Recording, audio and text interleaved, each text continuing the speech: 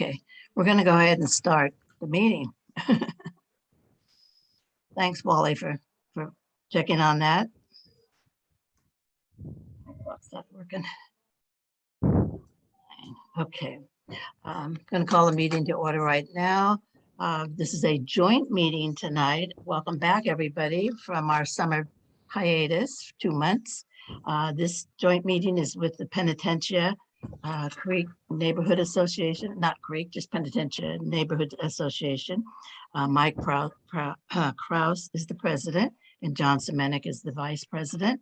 And I don't know how many of your members can be here, but there's a lot of names I haven't seen up here before. So yeah, there's a few names. Good. Good.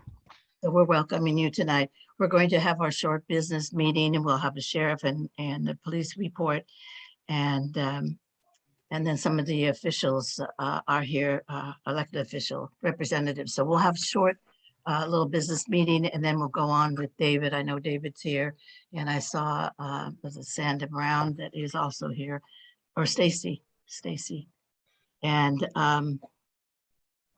so we'll go ahead and start with that. The meeting is now called to order.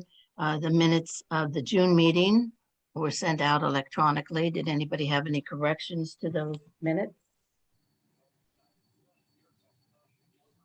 Seeing and hearing none, I will accept them as presented. Treasurer's report, Susan. Hi, good evening, everybody. So I have the treasurer's report that'll cover June 2021 through August 2021. So our beginning balance June 1st, 2021 was $3,431.50. Well, we had no income. We did have expenses. Our UNSCC 2021-22 membership for special event insurance coverage, that was $200. So it left the ending balance on August 31st, 2021 of $3,231.50. Our Beautify San Jose grant, the beginning balance June 1st, 2021 was $1,397.35. We had an expense of the electronic kiosk purchase. It was a reimbursement to Ty Greaves. That was in the amount of $1,180.97. So we have an ending balance of on August 31st, 2021 for the Cycle 3 grant of $216.38. And then our final budget report is on the City of San Jose District 4 grant. Beginning balance June 1st, 2021 was $10,000. We have no expenses. And the ending balance August 31st, 2021 was $10,000. Thank you. We are planning to use that. It's just we've been trying to get finished with the kiosk and the murals. So then we'll get into the park. Oh, Mike. Hi, Mike. Thanks for joining us tonight. I see you here. Okay. Does anybody have any questions? Ty, did you want to talk about your kiosk or wait on that? If you want to put it in right this minute, when I distributed the minutes for the last meeting and the agenda for this one, there is a report there attached. The only thing we're missing right now is a set of audio files that Eric is working to parse and give me so that I can incorporate them into the presentation that's already generated. So that's probably, I don't know how much work on his part, but probably another couple hours on mine. And then we can take the opportunity to deliver it to the community center and train them up on the kiosk, and it'll be theirs and will be complete. So it's a matter of, I would imagine it's going to be October before it gets done, because I'm going to be on vacation abroad for 2 weeks later this month. But that's kind of the status. Oh, thank you for that. I was wondering where it was. Okay. I see Lieutenant Quinones got on. Thank you. I'm sorry about that mix up. I think your email was wrong on the our master thing. So I noticed that the other day. So moving right along, the first person up is Captain Trayer. President, I'm here. Thank you. Everyone, hope you're all doing well. It's great to see so many different names and faces. I don't think I've ever started a meeting off without saying it's been busy, but it's been super busy. In your area, I took the last 30 days. There were 106 calls for service total, which is not terrible compared to the month before and the month before that. The majority of those calls are proactivity by the officers, which is great. There were 2 burglaries in kind of that zone. One was a commercial burglary, and the other one I kind of read into it. It was a burglary of a house, but I think it was a guy that used to work there that kind of know who did it. So that's kind of reassuring. It's not somebody breaking in the side yards of people's houses right now, which is a good thing because we had quite a bit of that before. There was one robbery I want to talk about. I've had officers doing walking beats at Berryessa and Capitol. I talk about that a lot to all the groups kind of who shop in that area. And it's been very effective, I think. The robberies went way down. There were 4 one month, 3 another month. And then this last month, there was 1. But the reason why I bring it up is because the lady that had, I believe, gone to the bank and sat down in her car for a long time, was on her phone, I'm guessing. The robbers came up in their SUV, like a black SUV, stopped their car, got out and smashed her window and stole her purse. And that is not uncommon in any city right now. If you're sitting in your car on your phone, even if it's not a purse, it could be your bag of stuff. Some people using like fanny packs and things like that. Anything that you set there on the side seat, which I'm guilty of it as well, even with my wallet and that sort of thing. It's really a good reminder for us to be careful about our surroundings, especially when we're on our phone, because you kind of zone out. I do it too. But also know that that has happened. I can tell by the investigation that it's probably linked to something else, that the detective they gave it to, she's kind of a superstar, and I see her little notes and I know how to read her secret code, that she's onto something. So fingers crossed that we get that, and hopefully I can have a better answer for you next month when we meet again about that one. But a good reminder to us all. That was on a Tuesday at like 2 o'clock. That was on the 7th. So it wasn't some weird time. It was just in the middle of the day. Sideshows have been ginormous lately all over the city. Fortunately, on Friday, we had a huge group come into San Jose, and we have a whole new tactic that we're trying, and it seemed to have worked on Friday, where we were able to stop everyone who was part of the sideshow that we could get, and we cited 240 people. So that's probably the biggest I've ever heard for enforcement. Officers are working real hard to try and work on that problem again. And then finally, there was I have my walking beat officers kind of in that area, Berryessa, Sierra area, but I also have the traffic team up on Sierra Road. It's been a while since we've been doing that. So I asked the traffic team to go up on the morning of the 6th. Well, they went out that day on the 6th and 7th, and they wrote a bunch of citations and gave a lot of warnings, they said, and help the Spring Valley Fire Department with I guess a guy was jamming down the hill and went up, lost control of his car and went on the hill. So they helped him with that. I don't know if you saw them or not, but they did write, it looks like 7 citations just in one day. And I know they were out there multiple days. So they were up there. Someone did complain to me about the speeding in the area. And so the traffic unit went up to help us out a little bit. You might be seeing them more up in the Sierra Road, all the way from the bottom of the hill up the hill, because that's what they're working on right now. Knowing we have a lot on the agenda, that is about it. Finally, there was an arson female that we arrested a few months back.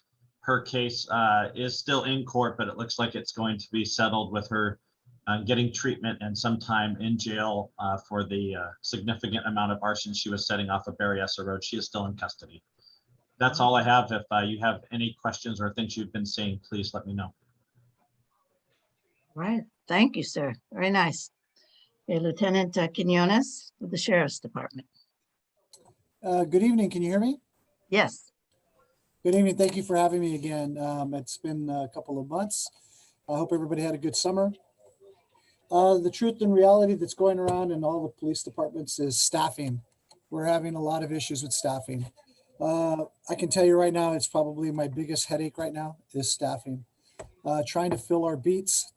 COVID doesn't help as well, and we're trying to do the best we can. We're running short, but we're doing the best we can. We're pulling people wherever we can pull to try to make sure we're providing the service we need to provide.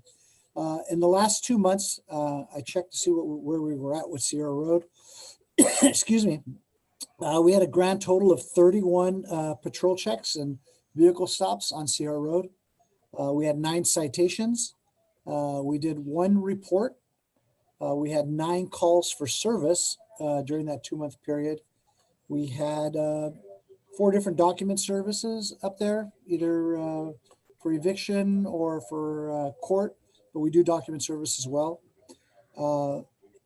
And I believe that's it. We had a call for, it sounded like shots were fired, but that cleared with no report. Nothing big to report up there. I did read the emails from Kathy regarding the speeders. I watched the Ring video and I saw pretty much what you guys saw. 2 cars going really fast. I can't make out anything on the cars to identify who they are or who the people are. I was told by my captain that one of you set up an LPR in the area. I haven't heard from the individual who has it. Is that person here in the group today? I was told somebody has an LPR set up on Sierra Road. Is that true? Hi, this is Melanie. Hi. The person who has the LPR is on vacation, won't be back for a number of weeks. Oh, okay. So they haven't been transmitting. Okay, thank you. Yeah, it would be nice if we can get some of that information, and then we can follow up with the timestamps of your video, and then maybe we can try to see if we can identify somebody. But without that, the video shows me 2 cars driving by from a distance. We can see it. We're doing our best we can with our patrol checks of Sierra Road.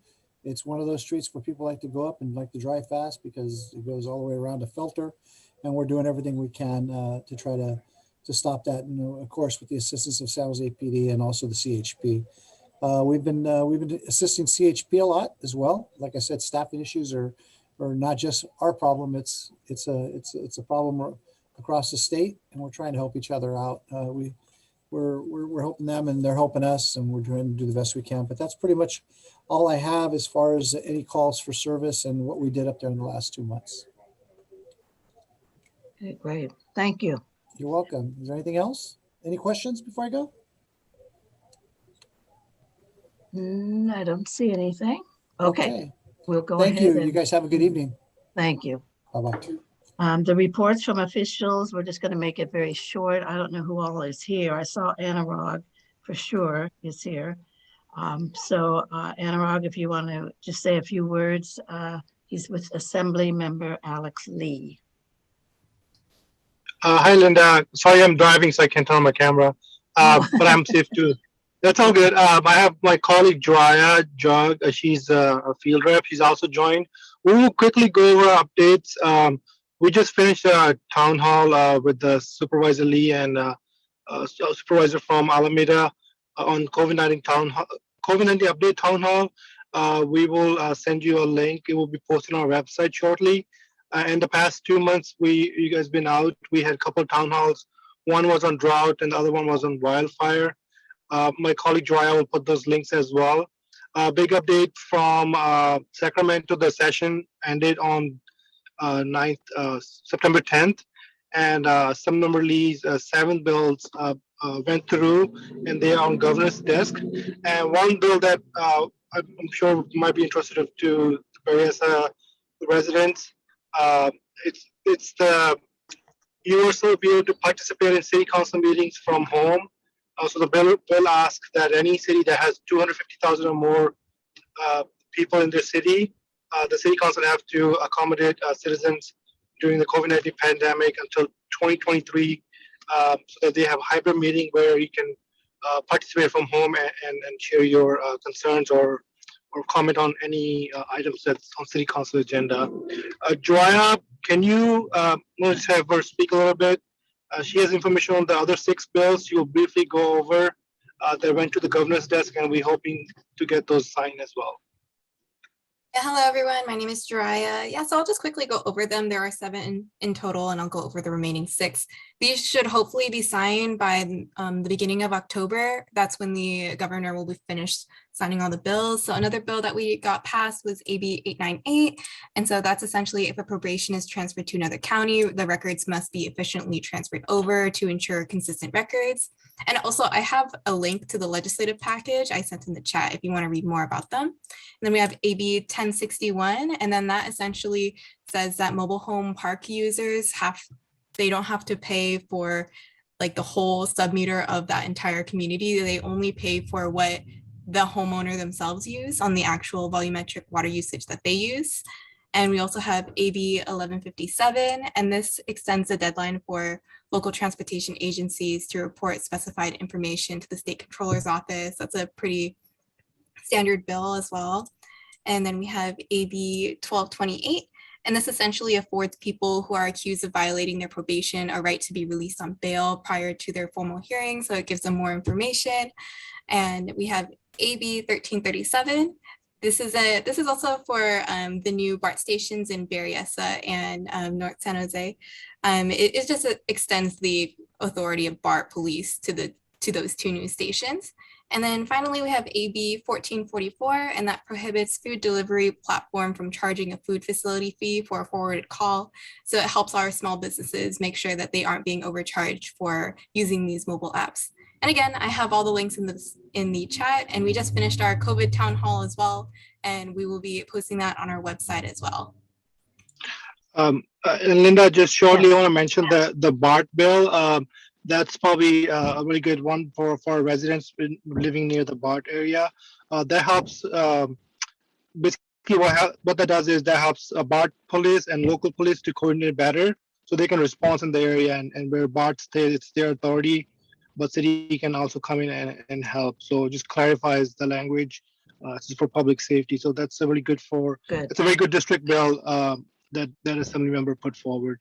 And there are some other bills that 2 years, but we can bring it up in the next, when we go back in January, and we look forward to you getting your support on those. Okay, great. Thank you. Report. All right. Anurag, I just have a quick question. This is John. Yes, sir. SB 9 and 10 had to do with housing at the state level. We're going to talk about opportunity housing a little bit later in the meeting. I guess my question is, I didn't know if those passed, and I didn't know the extent of what it passed. So that will overlap with the city does as far as opportunity housing. Is that correct? I can get you clarify information. There were some amendments added to the last minute. Okay. I'm still driving, but I can get you the information from our legislative staff, and I'll send it to you. But both of them did pass with amendments, correct? Yeah, I believe so. Yeah, there was a last minute deal with the office. I can definitely check. Yeah, I think we'd like to see it. And so my question is, if that's done at the state level, does that overlap with the city may do as far as opportunity housing? And I'm not here to put you on the spot. I'm just curious. I don't want to say it. I think there's some authority that given to the city, but I'll get you, because the amendments clarified some information, because I know the League of City was in oppose, and they were negotiating. So I'll get you the right information. Okay. As I don't have that right now. Thank you so much. Okay. Thank you. Thank you, Anurag. I see Lawrence Sue is here from the Santa Clara County Supervisor Otto Lee's office. A short report from you, sir. Yes, indeed. Hi, folks. My name is Lawrence Sue. I am from Santa Clara County Supervisor Otto Lee's office. He also just finished a COVID town hall in conjunction with Assembly Member Alex Lee. I'm just going to keep it to 3 main points. So the first is that this morning at 9 a.m. at the county building, we had a press conference on the Afghan refugees that are coming in. Tomorrow, we have an important board meeting item at our board agenda to increase funding for the immigrant refugee resettlement services. This funding is going to be going towards 2 organizations that are actually the only 2 organizations, surprisingly, in Santa Clara County that are approved by the federal government to handle these refugee services. Those organizations are the Jewish Family Services of Silicon Valley and the International Rescue Committee. And so this item, in partnership with County Supervisor Susan Ellenberg, will be increasing funding to make sure that Santa Clara County is well equipped and able to handle this influx of refugees coming into our county. And we have all the resources available to make sure that they're able to transition and live a good life here in this county. The second one I want to mention is about boards and commissions openings. We continue to have a lot of openings on our boards and commissions. I'll be putting in the chat in a moment on that link to actually apply. We heavily encourage as many people to actually apply for this. And a lot of them is, not just within District 3, but also countywide too. So if you have friends in other districts, they may also have some openings in their districts. Some quick ones is like the Santa Clara Housing Authority, Parks and Recreations Commission, the Youth Task Force, and the Senior Care Commission. We have a lot of openings in those. We look forward to filling them up. My last point is about our Day in the Bay. So we're bringing back Day in the Bay that former Supervisor Dave Cortese has had annually. We are having our COVID-19 procedures that will be held at that point to make sure that we're having fun, but also having fun safe too as well. We'll be having kayaking. We'll be having flu and COVID-19 vaccinations held too as well in a nearby separate area. Free pumpkins for kids. It's also going to be a free health resource fair, as well as some entertainment and biking as well. So I'm going to go ahead and put these links to what I've discussed today, along with my email and my supervisor's email in the chat. Okay, great. Thank you so much for your report. Appreciate it. All right. Alexander, do you want to say a few words for Cohen's office? Or just wait till David gets a chance to really talk. Sure, I'll make a quick report. Good evening, everyone. Hope you're all doing well. So I just want to share a few updates before the council member begins his presentation. First of all, we're excited to welcome 3 student interns to our office, and one of them, I'm sure you all know pretty well, BCAC's on Vishnu Nara. Vishnu joined the D4 team as an intern back in August, and he's been doing some really great work helping us serve the community on top of his continued service as BCAC's youth liaison. So we're really excited to have him in our office. We also want to invite anyone who's interested in helping to protect our parks and our environment to participate in a new thing called the Cool City Challenge and become a cool block leader. So what this means is bringing your neighbors together and hosting meetings to talk about keeping the community clean and healthy, preparing for natural disasters, and building those neighborhood bonds that you really need to protect the environment. So joining the program could also help San Jose receive a $1 million grant to fight climate change. So it's a really great opportunity. So if you're interested in learning more about why it's cool to be a cool block leader, please reach out to Kat Wilson. I'll go ahead and drop her email address in the chat. I also want to give a quick update on San Jose's ongoing repaving project. So a lot of local and neighborhood streets in Berryessa are scheduled for maintenance and repairs this year. So if you want to see when your street is scheduled, you can go ahead and check out the link that I just posted in the chat. A lot of the streets are being surveyed prior to roadwork starting. So if you see your street is scheduled for this year, but you haven't seen any work yet, they're probably still in that surveying stage. So hang tight, the repairs are still going to be on schedule. Lastly, I want to share a couple of events. Caltrans is hosting a Clean California litter pickup in Berryessa on Thursday. So this is a really great opportunity to help keep our neighborhoods looking clean and neat. There's going to be city staff, there's going to be Caltrans personnel cleaning along Berryessa Road with the 680 North ramp. And Councilmember Cohen is planning to stop by as well to help out. So we encourage folks to reach out to the email address that I'm putting in the chat to learn a little more about the event. And I hope RSVP to lend a hand in keeping Berryessa looking spick and span. Lastly, we want to welcome all of you to come out and join us for Viva Calle on Sunday, September 19th. So this is a chance for folks to come together at some of San Jose's most historic streets, to walk, run, bike, and just kind of explore the city together. It's always a lot of fun, and it's a great way to meet people from all around San Jose. So if you want to learn more about Viva Calle and how to take part, go ahead and check out the link that I'm dropping in the chat. I believe that is it for our office. So I'll go ahead and turn it back to you, Linda. Thanks for your time, everybody. Thank you. Nice report. Next up is Dick Santos, but I'm going to show you, Dick brought some things by today to show free things. So he's going to tell you how to get them. First is a aerator for your faucet. It really makes a difference. I didn't realize till I got one put in. And then there's the thing for the hose, which I need it for out front. So it's adjustable. It has all kinds of things.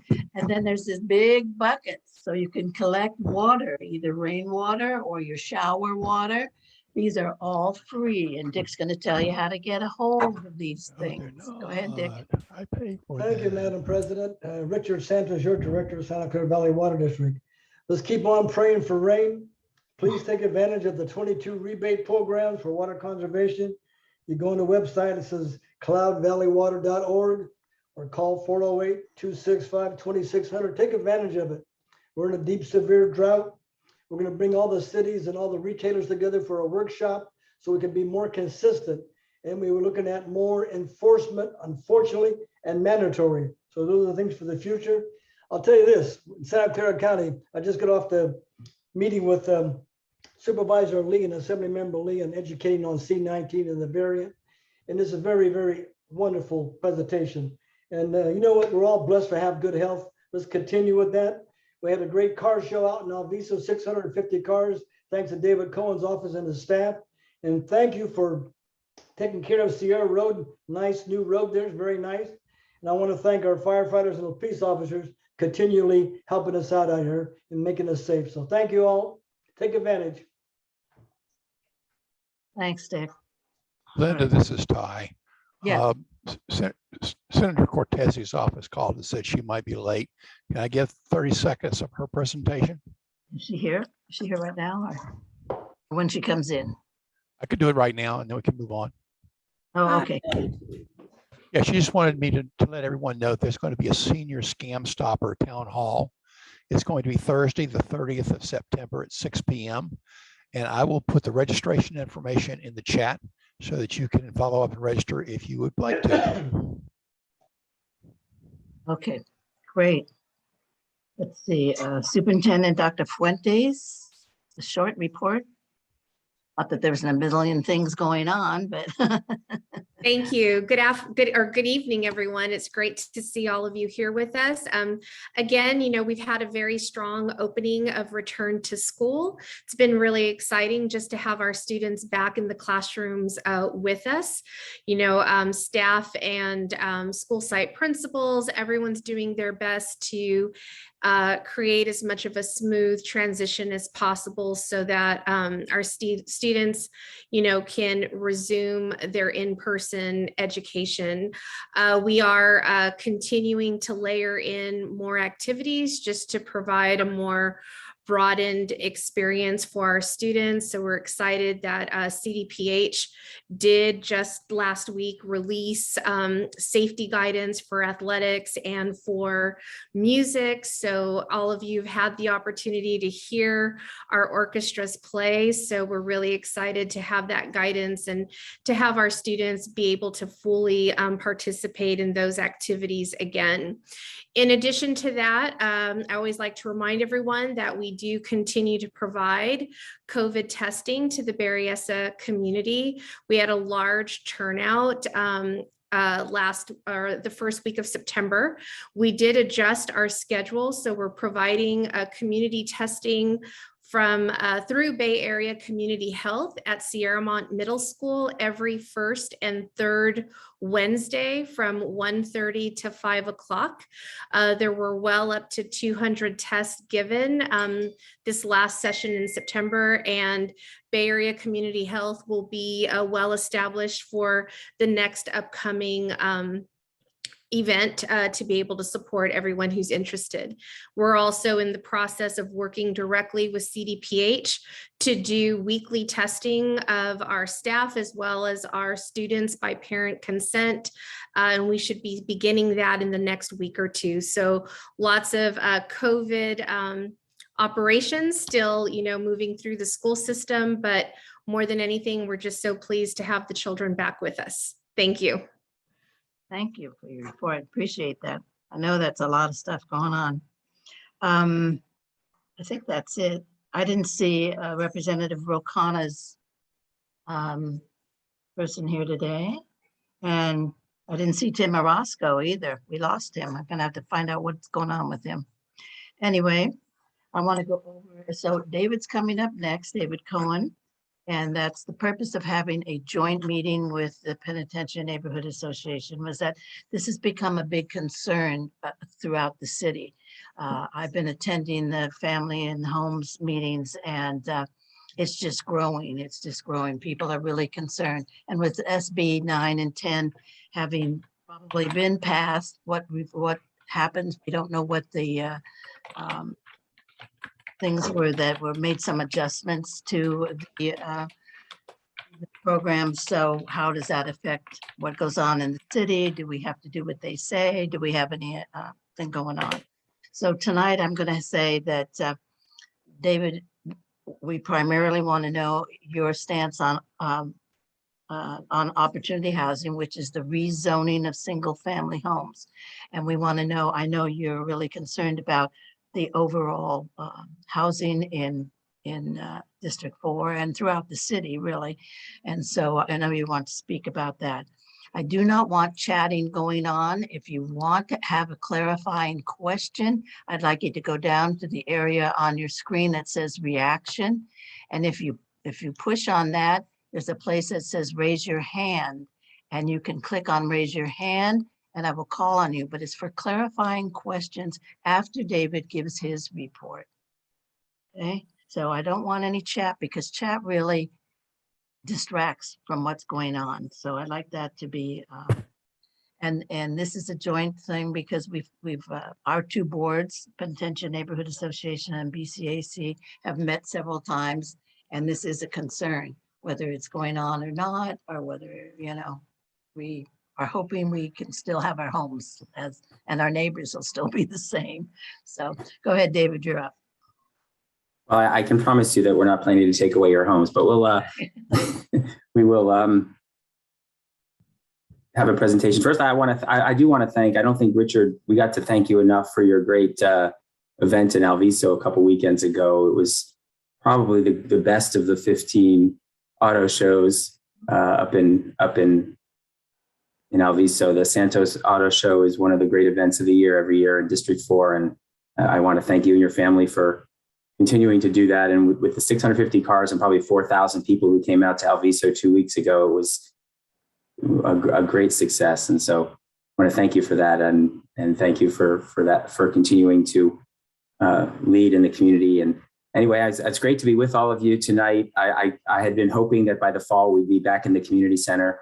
So I'm displaying the community center behind me in hopes that one of these months we'll see each other in person again. I am going to share my screen because I have a presentation here. See if it's working. Is it working? Not yet. Is it coming up? I don't. There it is. Here it is. Okay. Okay, good. So I have a presentation on, let me I don't know if I can move it. Okay. I have a presentation on housing and the housing crisis that we face in the county. And we'll talk about the topic of opportunity housing, and as well as just the general issues that we're dealing with as a council and city, as far as the shortage of housing and also what we're doing to work on housing in District 4 and the things that are coming up in District 4 as far as housing, which are, I think, more immediate issues that we're going to invite you to participate in. We have my great crack staff has been working on finding data about housing in District 4. We're using 95132 as our primary zip code because that's kind of the heart of District 4. I know that PNA is not really in 95132, but this data I think will be similar for all of the neighborhoods east of 680. But this kind of shows the crisis, what we're up against as far as housing in San Jose, particularly in our area of San Jose, and shows how unaffordable housing has gotten as we deal with the shortage of housing. This is the share of household income that people are putting to their housing costs in San Jose. 41% of renters and 27% of homeowners are spending more than 35% of their income on housing costs, either their mortgage or their rent, which is way above what is the recommended level of people spending on housing. That's because our housing costs are getting so high in San Jose. It's a tremendous burden on people's expenses and livelihoods here in our zip code. 29% of the houses in the zip code are renter occupied. That means 71% of the homes in 95132 are owner occupied. But interestingly, more and more of our homes are becoming overcrowded. So 7% of the homes are what we call overcrowded homes. That means that there is more than one person per room in the home in our zip code. So if you have a 4-bedroom house, that means you have 5 or more people in the home. We're getting to many cases where we have severe crowding with more than 1.5 people per room in the house. This leads to negative impacts on all kinds of things, child development, safety. Obviously, in the pandemic, we're finding on the east side, particularly, a lot of people who were most hard hit by COVID were people who lived in these overcrowded homes. So we're having issues with a lot of people who are living in overcrowded situations because of the lack of affordable housing in San Jose. The other thing that's interesting is the number of vehicles per home in San Jose, the number of cars that are in each home. And one of the big concerns that I have, and I know a lot of you have about zoning in San Jose is how we can deal with more cars in our community. But it's interesting, I didn't realize this, how many vehicles are already in our neighborhoods in the city and in our zip code, actually. This data shows us that even for homes with homeowners, over 40% of our homes have 3 or more vehicles there. And it's true for renters as well. You'll see a large number of houses have 4 and 5 vehicles in the homes right now in our community. This shows the number of housing units that is being built in our city. And you can see that the number of housing units built annually peaked in the 70s and then has steadily been dropping. But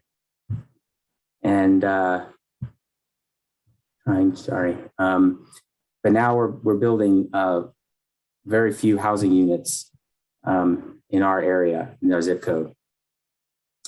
We're really running out of space to build housing in this part of the city.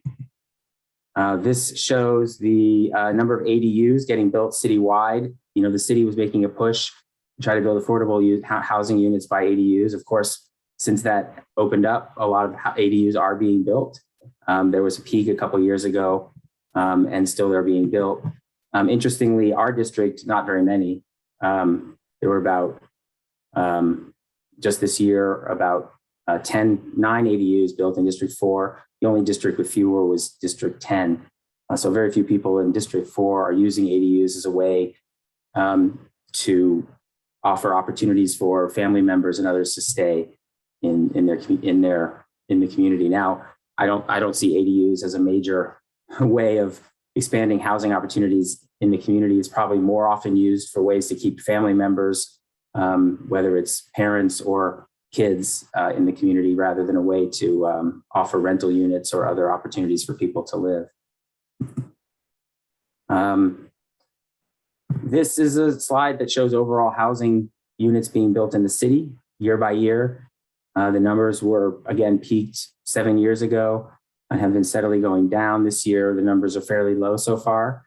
And we're not building as many housing units as we need to as a city to keep up with demand and to also add affordable housing. What I'm focused on in District 4 is the North San Jose area, North San Jose and the Berryessa BART station. We are working really hard to try to open up the North San Jose development plan, get an agreement with Santa Clara to allow us to start building again. And I expect potentially in the next decade, as many as 10,000 units of housing to be able to be built in North San Jose along First Street and Zanker. And as you probably know, we also have approved 3,000 housing units to be built by the Berryessa BART station, which I'm hopeful will happen in the next 10 years.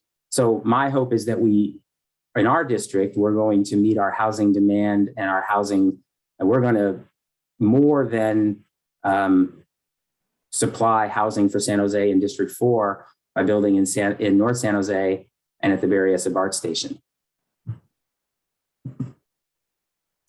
And of course, you all know the graphs that show the housing prices in San Jose and how they've really been escalating, and amazingly so in the last year. The average housing price has gone up 24% in the last year. So things are becoming even more unaffordable, up to almost $1.5 million on average.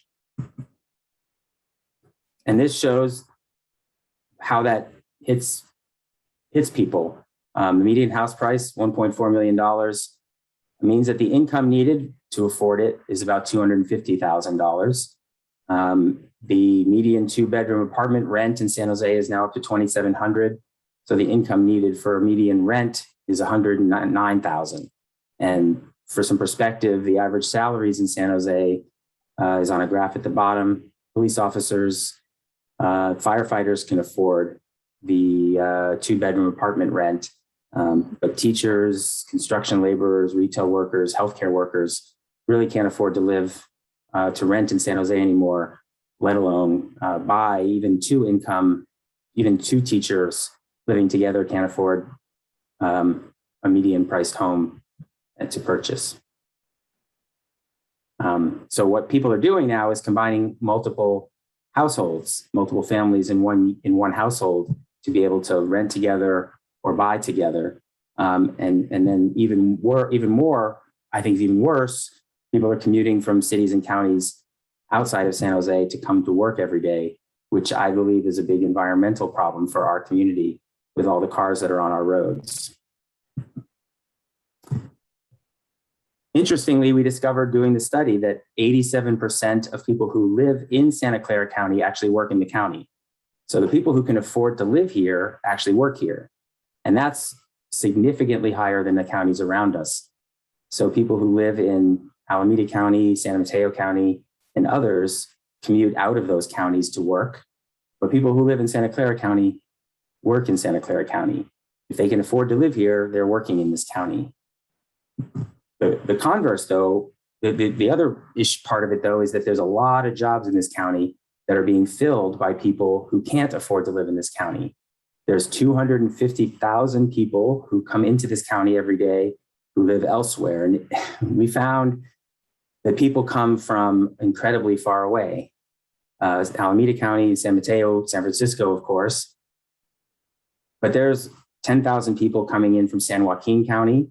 And we found people coming from Stanislaus County, Merced County, and even from Southern California coming to work here in Santa Clara County. This is a map that shows where people live who work in Santa Clara County. And of course, 72% of those commuters drive alone on their commutes. And that's why, of course, you see all those jammed highways of people coming into Santa Clara County.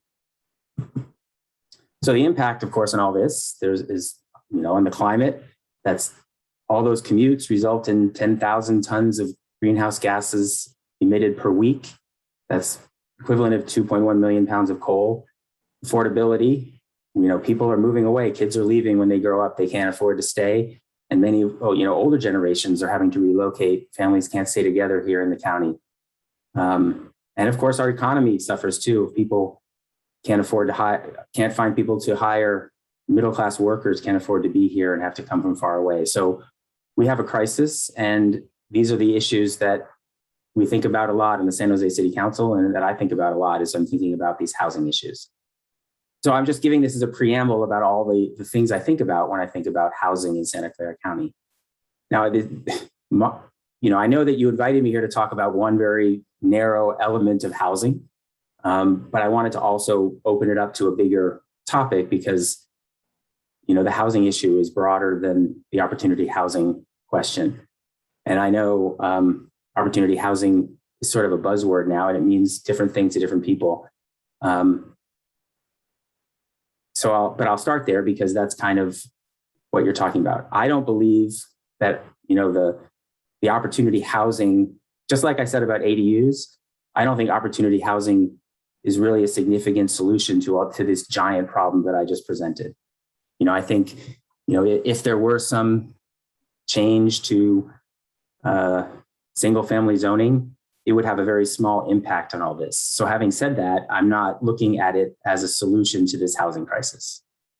I am looking at, every possibility for how we are going to open up parts of our city to more development, but I'm not sold on opportunity housing as a solution. And I'm very, very aware of all of the concerns that you all have, and they're the same ones that I have when I hear about the ideas of opening up neighborhoods. We have concerns about traffic in our neighborhoods. We have concerns about parking in our neighborhoods. We have concerns about design standards in our neighborhoods and tree covers and all the things that are important to the aesthetics of our neighborhoods. Those things shouldn't be sacrificed for the solutions of the problems that I just talked about.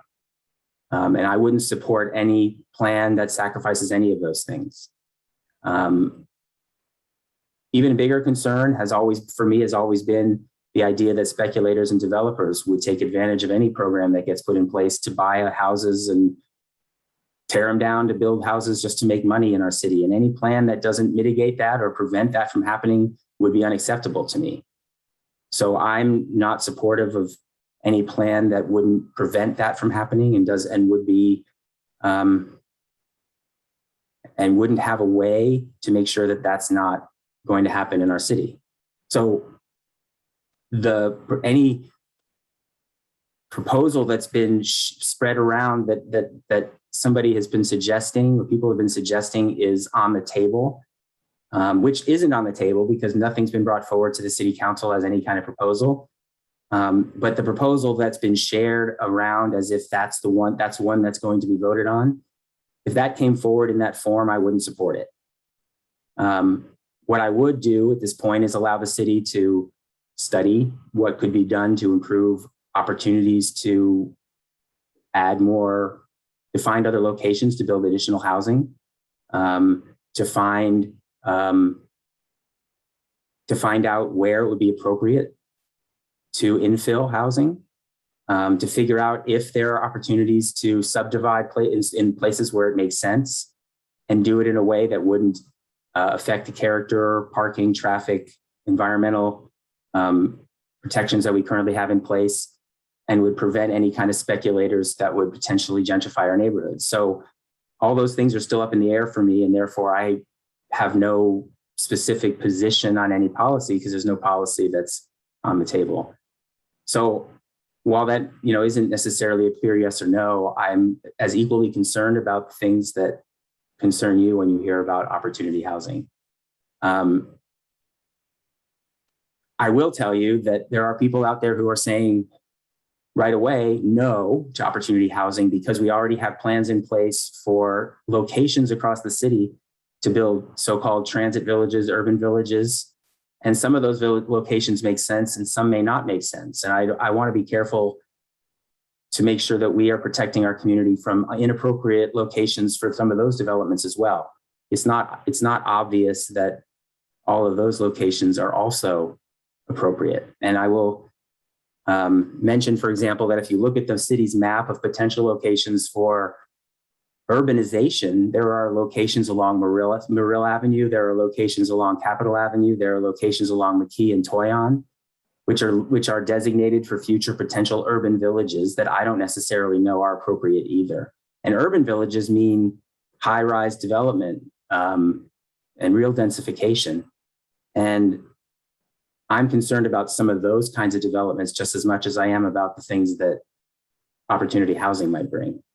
So I'm looking at all of these kinds of discussions about where's the right place for housing and what kinds of housing is the right kind of housing. And I'm going to give you an example that's coming up really soon. There is a parcel of land, and some of you might be aware of this, right at the corner of Capitol Avenue and Penitentiary Creek Road. It's a parcel that's an open space that has a single house on it right now. That's a very large, valuable piece of land right at the end of Penitentiary Creek Trail, right where that trail goes, right next to where the trail goes under 680. That on the planning maps is designated for urban density because it's next to a light rail station. Because of that designation, it could be built with a high-rise development, and that development could be approved by the planning department without even going to the planning commission or the city council. And that there is a developer who has proposed an 8-story building on that corner. And in 2 weeks I think it's the 29th of September, is that the right? 27th of September, there is a public hearing being planned by the developer right there on that corner. They want to meet right on that corner to get input from the community about what you and everyone that lives in the area thinks about that idea. I will tell you that I'm skeptical about whether an 8-story building on that corner makes sense, but I have to leave it up to whether the community thinks it's appropriate or not, and, have to allow for the feedback of the community on the project.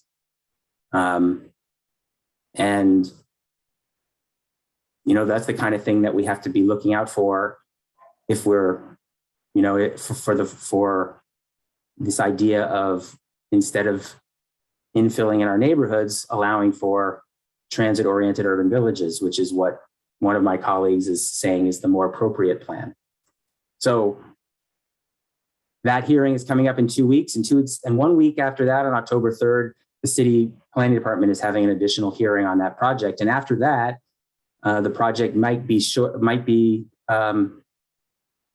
short-tracked, fast-tracked straight to approval, which would mean that the community would have to file an appeal in order to get the council to consider overturning the decision of the city. So I'm just letting you know that these are the kind of things that we're also watching out for as a council, I'm watching out for as a council member, and want to make sure you're informed about.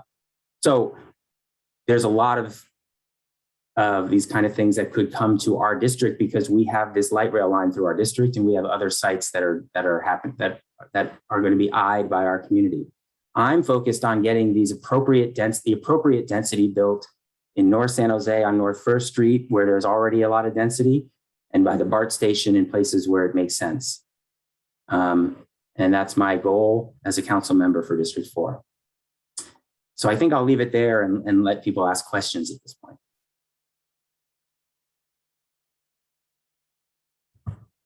And I guess I'll stop sharing. Yeah, stop sharing. There you go. Is it unshared yet or not? No. How do I unshare? I know how to share, but I don't know if I remember how to unshare. I don't know. It says new share.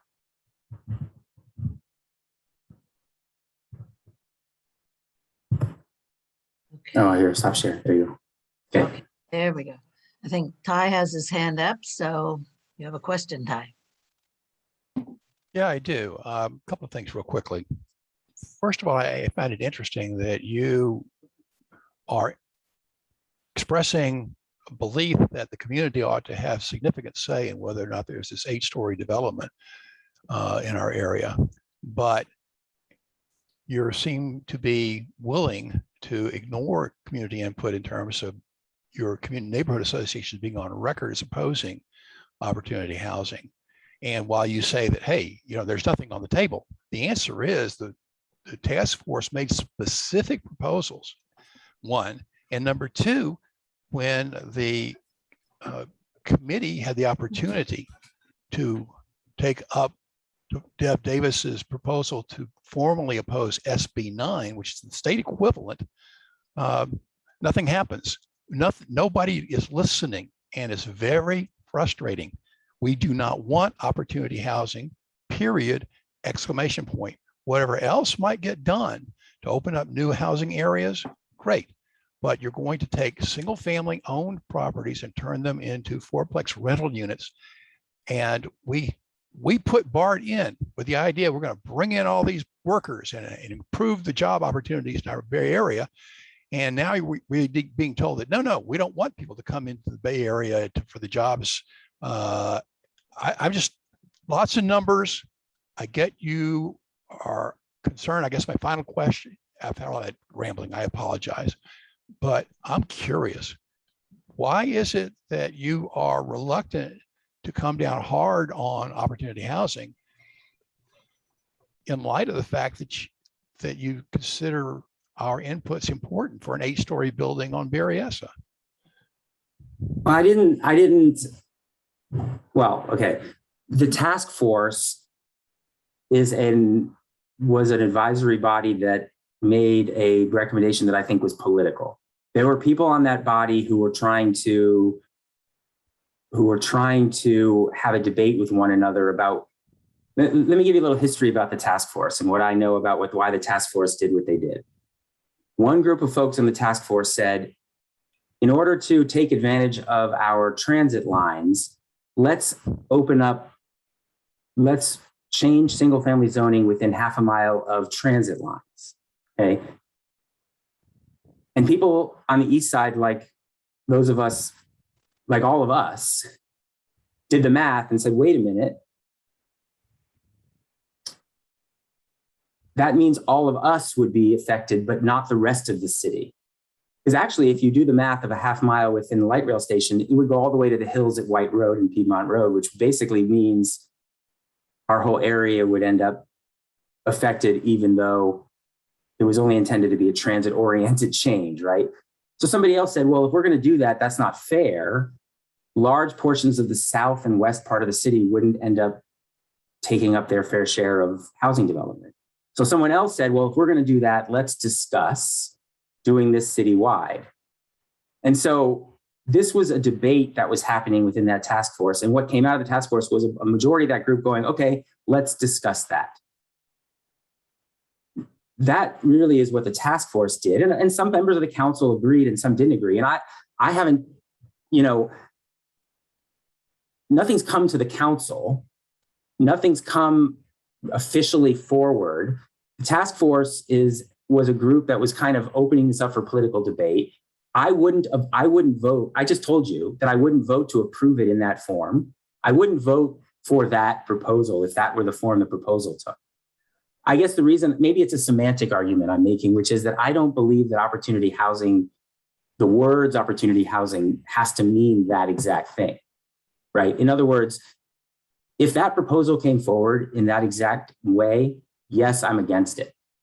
But there hasn't been a proposal yet that the council has been asked to vote on that's come forward, right? So I'm waiting and I'm willing as a council member to say to the staff, which is all that's coming forward this fall, study various options for what kinds of zoning might allow us to build more housing that would protect all the things that I think you're concerned about and I'm concerned about, and come forward, and then I can make a decision about that proposal. That's all I'm saying to you. Not that I would vote, that I'm still saying I would vote for this. And I actually think that we should still have the ability to have some oversight over where those developments are appropriate and where they aren't. I just haven't figured out exactly what that would look like. And I'm just not saying yes or no, because I don't know that the final proposal would look like how it's been presented to you. And maybe it's a bit semantic, but it's because I haven't yet had a proposal come forward to council that I'm being asked to take a position on. That's all just a task force, which is just an advisory group. It's kind of like when a commission kind of has an idea. So, I'm sorry, you want me to talk about, you mentioned SB 9, so I'll bring that, I'll talk about that one as well. Let me start first by just saying SB 9 is opposed by the California League of Cities. I am the city's representative to the California League of Cities. League of Cities is very, very vigorously opposing it on behalf of all the cities in the state of California, and has been advocating very hard against it because it takes away local control from cities. So whether or not the Rules Committee takes a position on SB 9, to me is immaterial, because the League of Cities is advocating against SB 9. I know you asked a question, and you didn't ask this tonight, but I know you did an email about why I wasn't at that meeting. I had a previously planned vacation that they knew about, that Councilmember Davis knew about. And, the timing of when she brought that memo forward was her decision, not mine. So, but that's, to me, it's an extraneous exercise to have that discussion at the city, since the League of Cities, which represents us, is advocating against SB 9. Thank you. I see John Semanek, you have your hand up. Oh, John, you're still on mute. On mute, John. Oh, I'm sorry about that. 3 points. One is opportunity housing. Second point is the general plan for 2040. And the third point I want to make is this parcel of Penitentiary and Capital. The first point, I don't want to rehash everything that's been said. I just want to give you the consensus I'm getting from a lot of residents. They're saying, we don't know fact from fiction. They're just scared to death that all of a sudden a fourplex is going to be next to them when parking is already a problem on their street. So whether it be pre-task force, post-task force, all I'm going to say to you is you've got to get community input. And I know you try to do that, and I'm going to really encourage that, because the last thing we want to have happen is something rammed down a resident's throat, and then people are concerned what happened. So that's my comment about opportunity housing. The second point, the general plan for 2040, the city is way behind on urban village is what I'm cognizant of. And I realize what you just said, certain aspects like McKee and Toyon may not make sense because of transportation, but where are we in the glide path of the general plan for 2040 when it comes to that? Are we on track? I mean, everything I'm reading, we're way behind. And for people that aren't familiar with that, the main tenet of that general plan was to have density of housing along mass transit thoroughfares. And I know not all sites make sense, but where are we on? Are we on track for that or not? No, we are behind, and that is a problem. And there are places that we need to be faster. And there's places like Blossom Hill, and there's places where we are behind, and that's where we're falling short as a city. And that's working with. There are places where we need to do better with developers, and we need to get that going.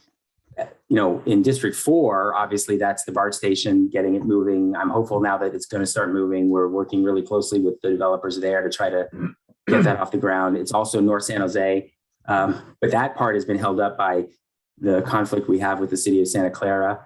There is a lot in the pipeline in North San Jose, and as soon as I'm very optimistic that that's going to get settled soon, and when that gets settled, we're going to see some real quick action along North First Street, along Zanker, and all those, and by Bay Point, right near all the lights rail stations in North San Jose. We're going to see a lot happening. Those are the things that I have more say over since it's in District 4. But yes, we're definitely behind in the urban village, and I'm frustrated. But I'm new to the council, and I'm working hard on those things. The main point I'm trying to make, I think, as we move along, we're asking that you solicit the community, Penitencia, all of District 4. I mean, that's really what we're saying. Okay, my last point, the parcel on Capitol and Penitencia. You said that's a parcel that is how big? You said 8 stories. Okay, so to me, it's the footprint. What does that 8 stories represent in terms of number of families? Because Penitencia Creek Road and Capitol is already jammed during commuter hours. I can't imagine. So I'm curious to know, and we don't have to answer it here, is what that density of that is. What does that 8 stories represent? 800 tenants? 1,200 tenants? It was 300 something units. I don't remember the exact number, but it's 300 something units of housing on that corner. And so hopefully it's not a done deal. You mentioned that because of the zoning that it may be a done deal, but well, it's not a done deal. It's not a done deal yet. Okay. I'm not, your input will be important. Okay. So I'm, if you want, to get details about the meeting on the 27th, email our office. We'll send it to you. You can send it to people who would like to participate in that meeting, and your input will be important in helping guide our planning department as far as how that goes forward. Okay. All right. Thank you for listening. Thank you. Yep. Mike, I see your hand up. Thank you, Linda. Can you hear me? Yes. Dave, thanks for this presentation. It brings a little clarity of what I've heard about this opportunity housing. I can tell you that the feedback that I've heard as the president of the Penitencia Neighborhood Association is there is concern about density issues where people have purchased homes, expect a particular single family residence there, and not have some modification next to their house come about because of this zoning change. What I do want to mention, and I'm not here to try and solve the housing issue in Santa Clara County. It's obviously a supply and demand issue. There's not enough supply of housing for the demand that is here, and that's driving all costs associated with this. But I would like to mention that if you're going to address this opportunity housing, recognize that you can exempt particular zip codes. You can exempt particular neighborhoods from this opportunity housing. And you as a representative for District 4 can, with community input, begin to solve, one, your problem, and two, bring about an acceptance by the community that we're giving you feedback to say, we do not want that in the Penitencia Neighborhood Association. I can't speak for Linda and what is it, Ty, but you have a large area of District 4 that you can address for opportunity housing. My comment back to you is go ahead and exempt some elements of District 4. And I think that will get over the hurdle of what you're hearing with this discussions tonight. That's all I had to say. Thank you. That's fine. Okay, I don't see any other hands up. I thought there was a lot of good information tonight, David. I really appreciate it. I think it really helps us to understand what you're trying to do. Oh, I do James, see a hand up. one more hand, James. yeah. Yeah, James Fitch. Yeah, this maybe is a little bit off specifically what we've been talking about, but I'm just curious to know all this stuff that's gone on down around Diridon Station. Does opportunity housing come into the picture with that at all? Or do we just throw up our hands, turn this over to the Googles of the world to find houses for people making $300,000 a year?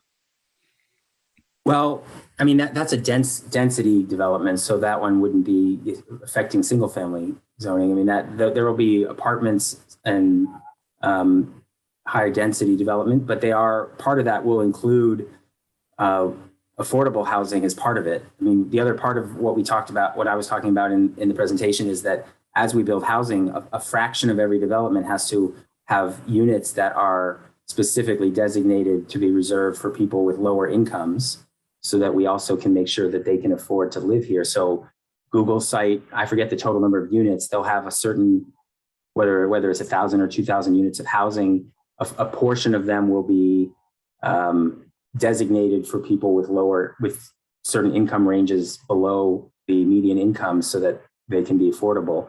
And that's the same thing we're going to do in North San Jose. For every development, 20% of the units that are built will be set aside for affordable. And the other part is that we're in North San Jose, entire developments will be affordable, all affordable units, which is going to be really exciting. We're going to have a lot of units built for people in the 30 to 100% of median income, so that we'll be able to open up units that are rentable by people who can't normally afford to rent apartments. But anyway, the Google is not, it's a different discussion because that's apartments or condos and not single family homes. Okay, thank you. Just one other little item that that piece of property on the corner of Jackson and Berryessa Road just seems to be crying out for some sort of housing to be built there. What is keeping that piece of property empty all this time? Well, that was designated for commercial. The idea was to build a shopping center there. That was the plan, but they never got tenants for it, and then never got the funding to build the commercial. Now that the new shopping center is in by the BART station, it's likely that it may end up as housing, but it's still zoned for commercial. And so, at some point the city will have to decide if it gets converted and built and housing gets built there instead.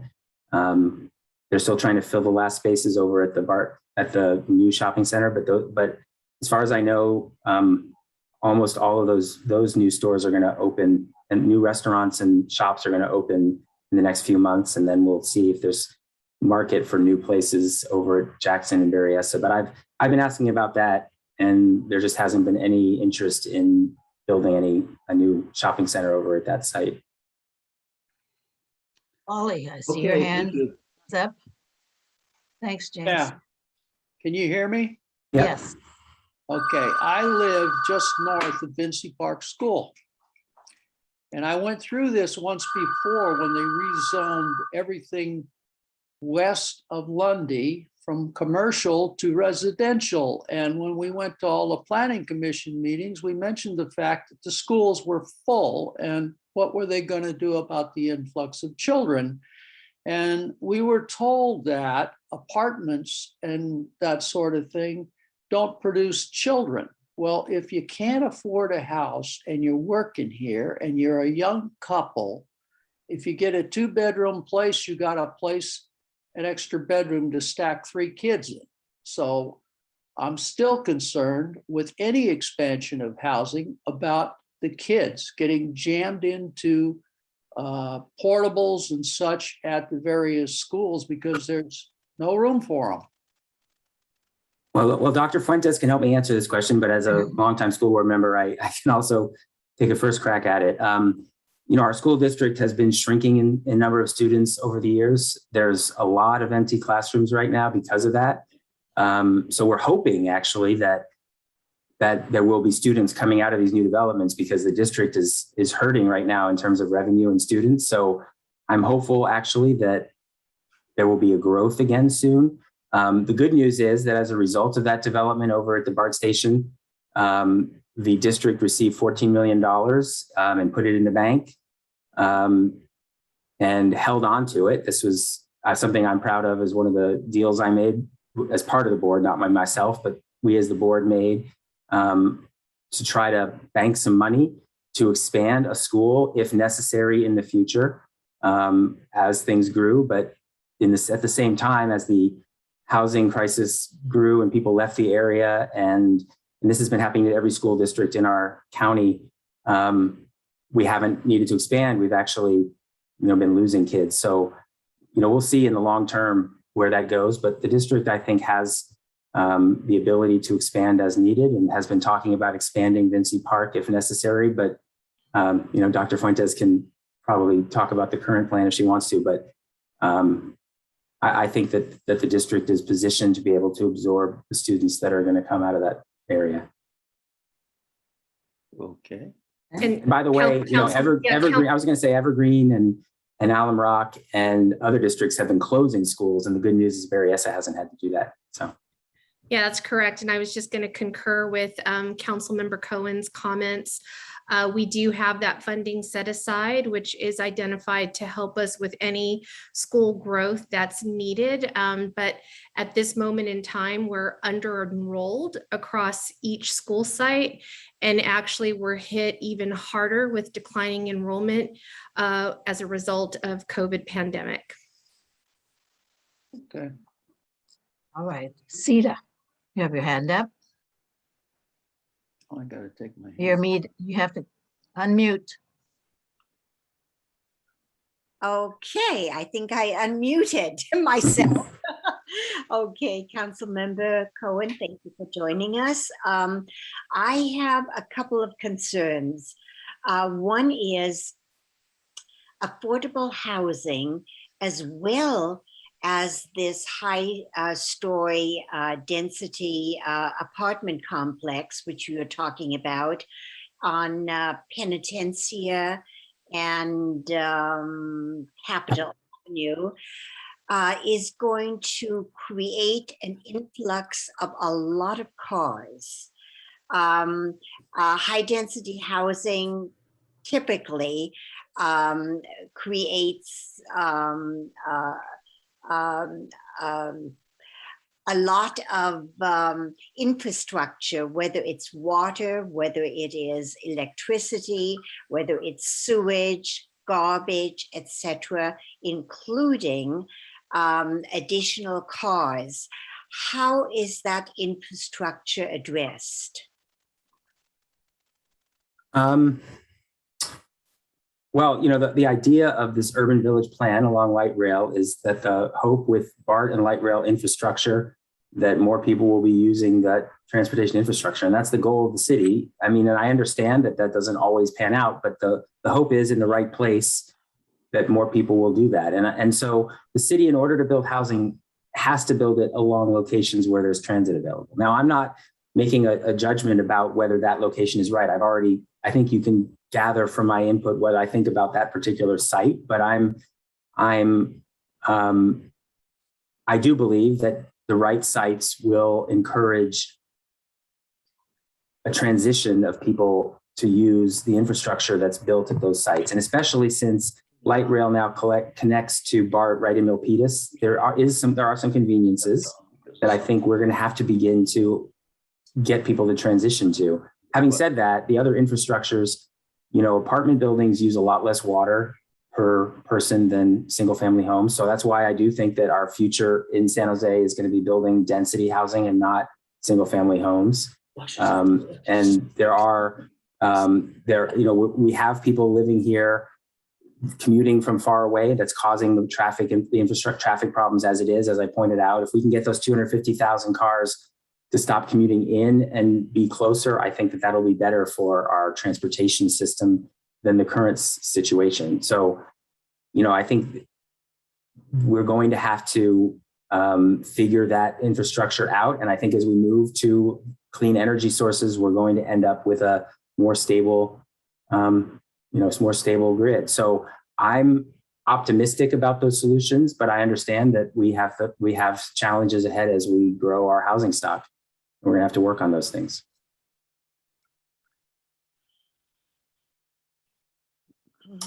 And Linda's still, now you're muted, Linda. Well, thanks. Thanks for the question, Sita, and thanks, Wally, for your input also. I don't think I thanked you for that.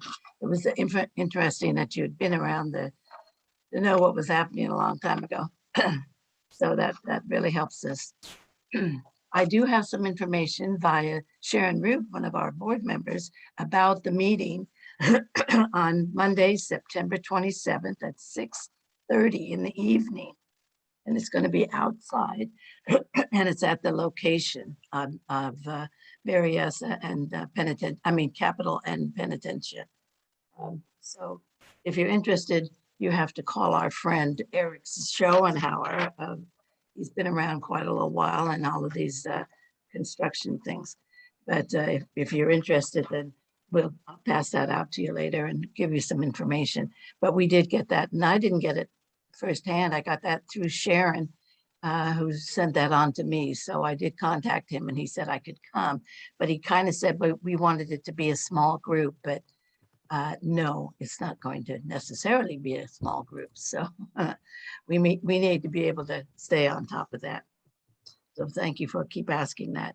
I have a hand up for Mary Lou and then Ty, and then I think that'll be it. Mary Lou, go ahead. Hi, David, do you know across from where the flea market is, do you know how many units are there? And do you know how many of those units are full? As far as I know, almost everything is full. I think everything has been sold or rented there. I mean, as far as fast as they were building them, they were selling and renting. I forget the number. It was like 1,000 units as far as I know on the north side, but I don't remember the exact number. Okay. It seems like when I drive by, particularly at night when you can see the lights are on, it doesn't look like, particularly the ones that are along Berryessa, it doesn't look like they're very full. That's why I was curious.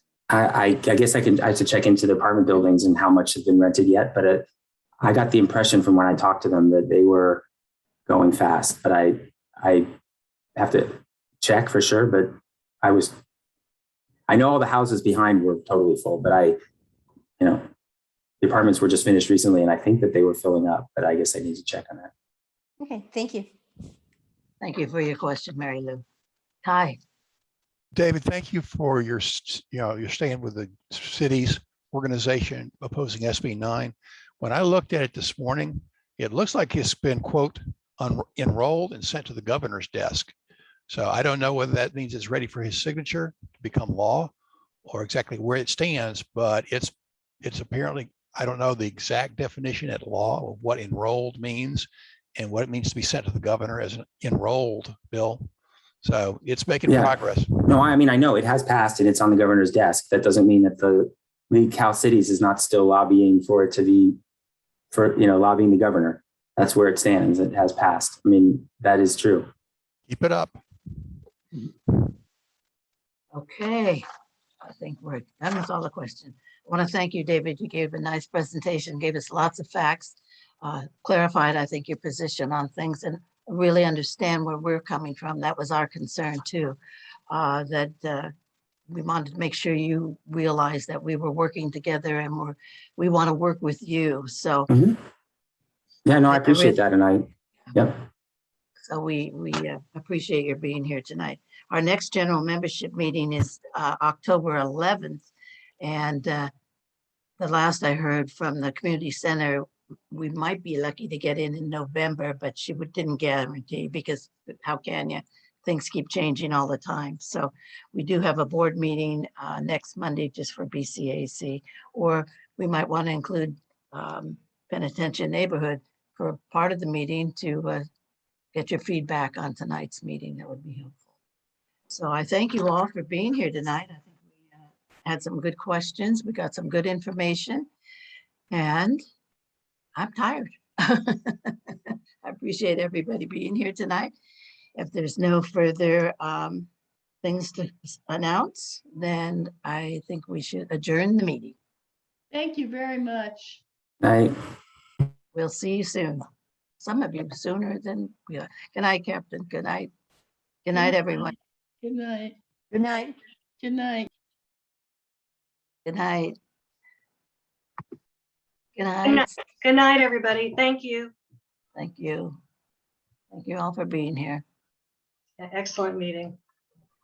Good, thank you.